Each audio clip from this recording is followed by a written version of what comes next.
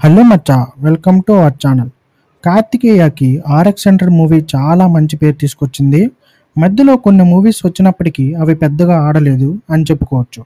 ఇక ఇప్పుడు బజే వాయువేగం మూవీతో వచ్చాడు. ఈ మూవీ చూశాక దీని గురించి మాట్లాడుకునే ముందు మన ఛానల్ని సబ్స్క్రైబ్ చేసుకోండి మచ్చా. ఇలాంటి మూవీ రివ్యూస్ అండ్ అప్డేట్స్ చాలా వస్తాయి. ఓకే, ఇంకా లేట్ ఎందుకు మచ్చా. వెంకట్ అనే కుర్రాడు తల్లి తండ్రి చిన్నప్పుడే చనిపోతారు. వాళ్ళ వెల్ విషర్‌గా ఒక ఆయన వాళ్ళ బిడ్డతో పాటు వెంకట్‌ని కూడా పెంచుతాడు.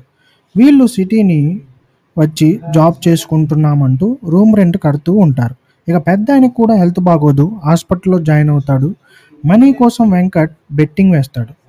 గెలుచుకుంటాడు కూడా. కానీ విలన్ సైడ్ నుంచి డబ్బులు ఇవ్వరు.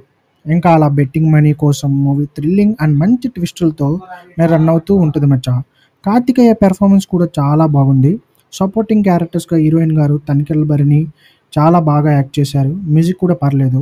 ఓవరాల్‌గా మీరు మూవీని బోర్ కొట్టకుండా ఎంజాయ్ చేస్తారు మచ్చా. ఫైనల్‌గా నేను చెప్పేదేందంటే, గుడ్డు పెట్టేవాడికే తెలుస్తుంది నొప్పేంటో.